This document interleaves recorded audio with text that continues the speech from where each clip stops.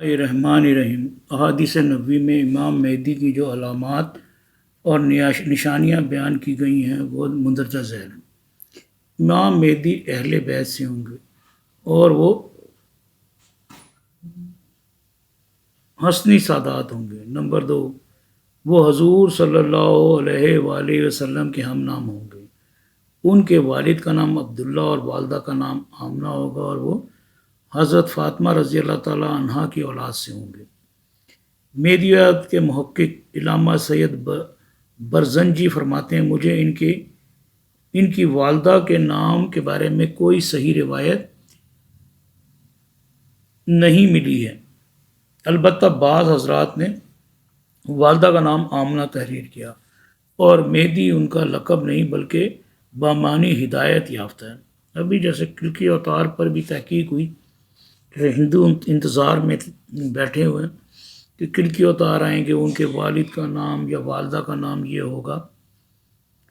مفہوم وہی ہے لیکن زبان بدلنے سے فرق آ جاتا ہے۔ خیر وہ تو عربی ہوں گے امام مہدی کا۔ اسی طرح سے حضرت عیسیٰ علیہ السلام کے متعلق جو پیشن گوئیاں کی تھی لوگوں کو سمجھ نہیں آئی، تو اس کا معاملہ بھی ایسا ہی ہے، کیونکہ یہ اتنا بڑا معاملہ ہے۔ قرآن پاک میں نہ تو دجال کا ذکر ملتا نہ امام مہدی کا، لیکن حدیثیں بڑی مسلسل ہیں، ان پہ کوئی آبجیکشن بھی نہیں ہے علماء کرام کا کہ جس میں سند کی الجھن ہو سکتا ہے کچھ حدیثیں ہوں جو مسند نہ ہوں۔ بہرحال نمبر 2، وہ پوری زمین کو عدل و انصاف سے بھر دیں گے۔ نمبر 3، امام مہدی 5 سال یا 7 سال یا پھر 9 سال تک زندہ رہیں گے۔ نمبر 4، لوگوں میں بے حساب مال و دولت تقسیم کریں گے۔ نمبر 5، مہدی حضور صلی اللہ علیہ وسلم کی اولاد سے ہوگا، چوڑی پیشانی اور باریک مگر لمبی ناک والا ہوگا۔ امام مہدی مشرقی ممالک سے ظاہر ہوں گے وہ مدینے سے، عربی نسل، لیکن ظاہر جہاں سے ہوں گے وہ مشرقی ممالک۔ جس دن امام مہدی ظاہر ہوں گے وہ دن عام دنوں سے طویل ہوگا۔ جو لوگ مسلمان امام مہدی سے جنگ کی غرض سے ان کی طرف پیش قدمی کریں گے، انہیں اللہ تعالیٰ بیت اللہ پہنچنے سے پہلے ہی بیدہ مقام چٹیل میدان میں زمین کے اندر دسا دے گا۔ امام مہدی کا جڈہ سیاہ ہوگا جیسا کہ رسول صلی اللہ علیہ وسلم کا تھا۔ امام مہدی کے ظہور کی مختلف علامات جو بیان کی گئی ہیں وہ کچھ یوں ہیں۔ آسمان سے ایک فلک شگاف ندا آئے گی جو امام مہدی کے ظہور کی منادی کرے گی۔ نمبر 2، آپ صدی کے مجدد ہوں گے۔ نمبر 3، دریائے فرات سے پانی ہٹ جائے گا اور اس میں سونے کا پہاڑ ظاہر ہوگا۔ دجلہ اور فرات دونوں ترکی سے نکلتے ہیں اور عراق سے گزرتے ہوئے خلیج عرب میں گزرتے ہیں۔ ترکی نے فرات پر متعدد ڈیم بنائے ہیں، جن میں سے اتا ترک ڈیم دنیا کے بڑے ڈیموں میں سے ایک ہے۔ اس کی وسعت 816 مربع کلومیٹر ہے۔ خلافت عثمانیہ کے بعد ترکی میں فری میسن اقتدار میں رہے ہیں۔ اگر ترکی چاہے تو فرات کا پانی عراق سے بآسانی روک سکتا ہے، اور نبی کریم صلی اللہ علیہ وسلم کی پیشن گوئی دنیا آنکھوں سے دیکھے گی، اور ہو سکتا ہے اس سے سونے کا پہاڑ نکل آئے اور پھر دنیا اس پر قبضہ کے لیے آپس میں لڑ پڑے، اور اس جنگ میں 100 میں سے 99 اس سونے کے لالچ میں مارے جائیں گے۔ نمبر 4، حضرت ام سلمہ کی روایت میں ہے کہ زمین اس لشکر کو نکل جائے گی جو امام مہدی سے لڑنے کے لیے نکلے گا۔ نمبر 5، ایک علامت یہ بھی بیان کی گئی ہے کہ اس سال ذی الحجہ میں منی میں خون ریزی ہوگی۔ ایک علامت یہ بھی ہے کہ ایک خلیفہ کے انتقال پر شدید اختلاف ہوگا۔ نمبر 7، امام مہدی ماہ محرم میں ظہور سے قبل ماہ رمضان میں چاند اور سورج دونوں کو گرہن لگے گا، یعنی کہ امام مہدی کے ماہ محرم میں ظہور سے پہلے ماہ رمضان میں چاند اور سورج دونوں کو گرہن لگے گا۔ جب امام مہدی آئیں گے تو 2 طبقے ان کے ساتھ مل جائیں گے۔ ان میں سے ایک طبقہ تو نیک اور شریف یہودیوں کا ہوگا جو غیر متعصب ہوں گے، اور دوسرے نیک دل جو عیسائی جو غیر متعصب ہیں۔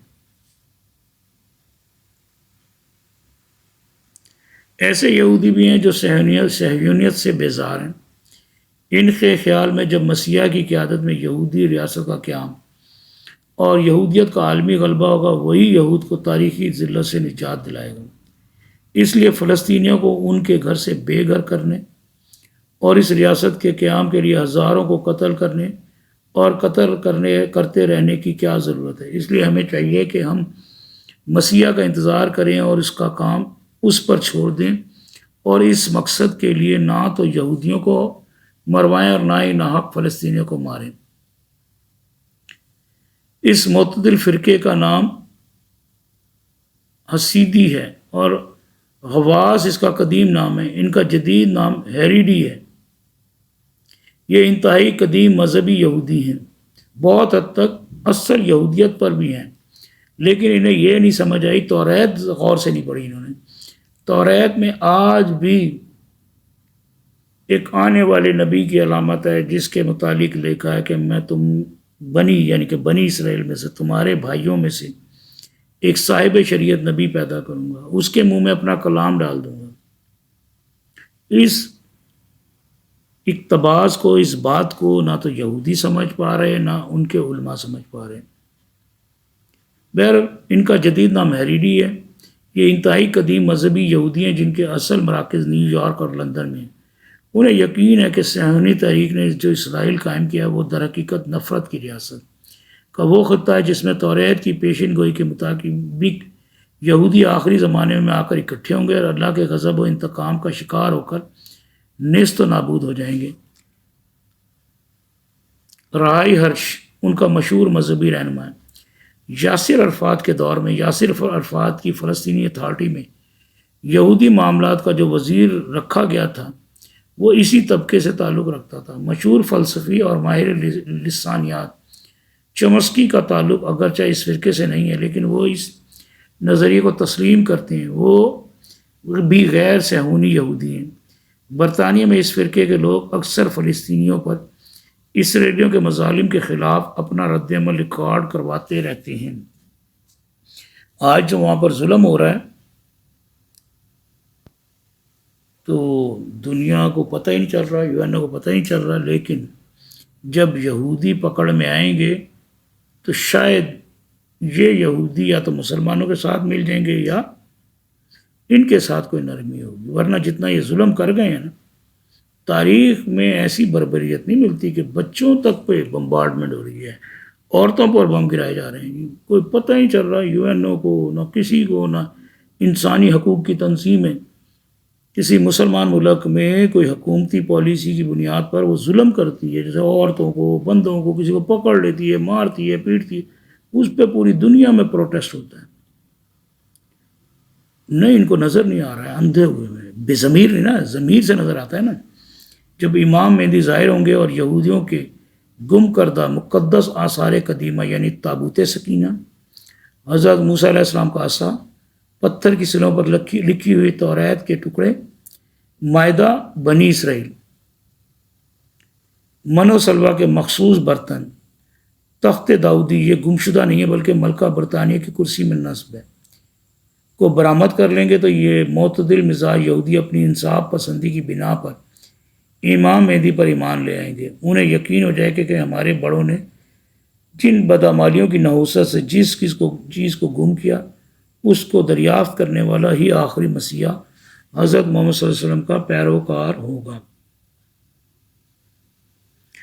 اب کیونکہ دجال، امام مہدی اور حضرت عیسیٰ علیہ السلام یہ جو معاملات جڑے ہوئے ہیں، تو جب حضرت عیسیٰ علیہ السلام کی آمد ہے، امام مہدی کی آمد ہے، تو اس کے ساتھ دجال بھی ابھی معاملہ جڑا ہوا، دجال کا خروج۔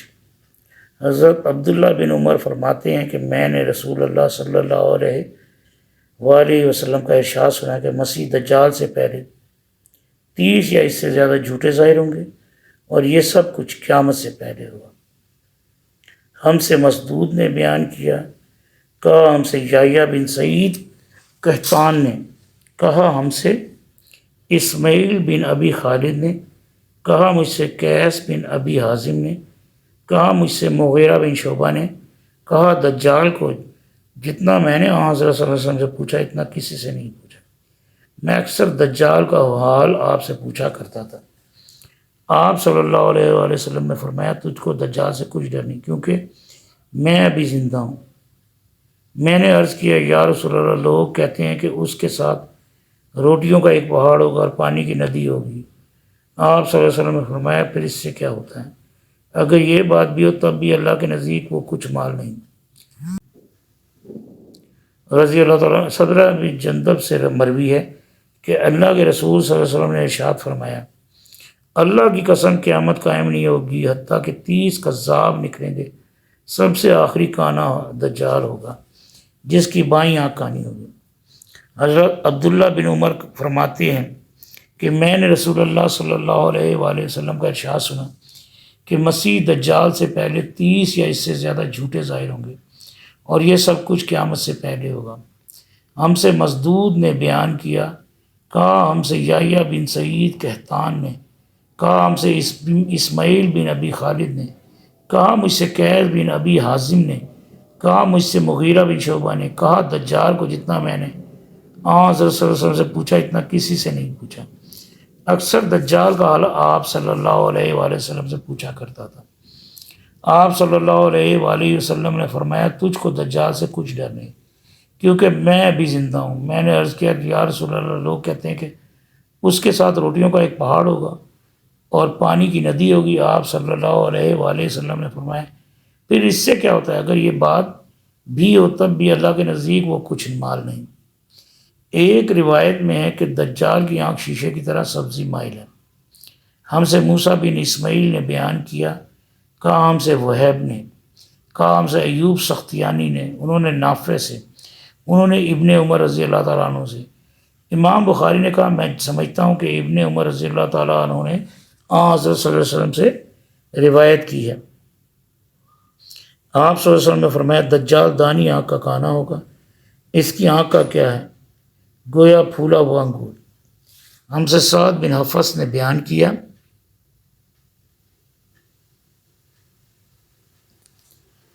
کہا ہم سے شیبان بن عبد الرحمن نے، انہوں نے یحییٰ بن ابی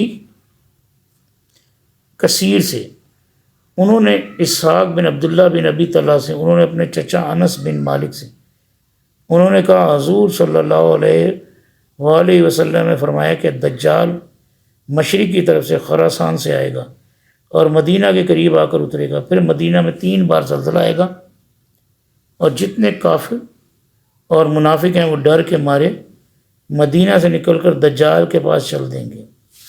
ہم سے عبدالعزیز بن عبداللہ اویسی نے بیان کیا، کہا ہم سے ابراہیم بن سعد نے، انہوں نے اپنے والد سعد سے، انہوں نے دادا ابراہیم بن عبد الرحمن بن عوف سے، انہوں نے ابو بکرہ سے، انہوں نے حضرت صلی اللہ علیہ وآلہ وسلم سے۔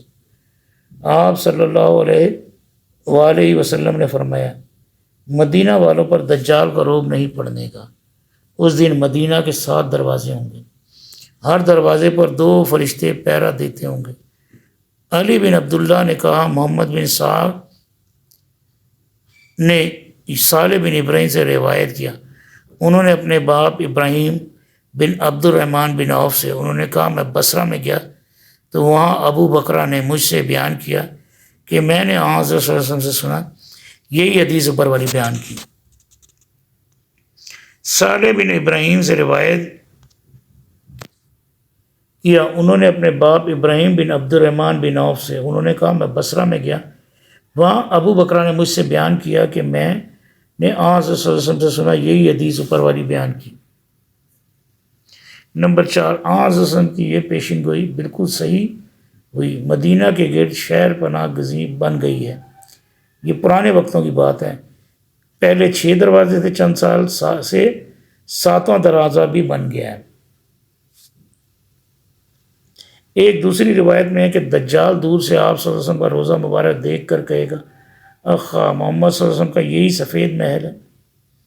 نمبر 5، اس سند کے امام بخاری کے لانے کی عرض یہ ہے کہ ابراہیم بن عبد الرحمن بن عوف کا سما ابو بکرہ سے ثابت ہو جائے، کیونکہ بعض محدثین نے ابراہیم کی روایت ابو بکرہ سے منکر سمجھی ہے، اس لیے کہ ابراہیم مدنی ہے اور ابو بکرہ حضرت عمر رضی اللہ عنہ کے زمانہ میں سے اپنی وفات تک بصرہ میں رہے۔ حضرت انس رضی اللہ تعالیٰ عنہ سے مروی ہے کہ نبی کریم صلی اللہ علیہ وآلہ وسلم نے ارشاد فرمایا، ہر نبی نے اپنی امت کو کانے اور جھوٹے دجال سے ڈرایا ہے، خبردار وہ کانا ہے حالانکہ تمہارا رب کانا نہیں، اس دجال کی آنکھوں کے درمیان کافر لکھا ہوگا۔ حضرت انس بن مالک سے مروی ایک روایت ہے کہ اللہ کے رسول صلی اللہ علیہ وسلم نے ارشاد فرمایا، دجال کانا ہے، اس کی آنکھوں کے درمیان کافر لکھا ہوگا۔ پھر آپ نے ہجا کر کے بتایا، کافر، جسے ہر مسلمان پڑھ سکے گا۔ ایک روایت میں کہ اسے ہر مسلمان پڑھے گا، خواہ وہ پڑھا لکھا ہو یا ان پڑھ۔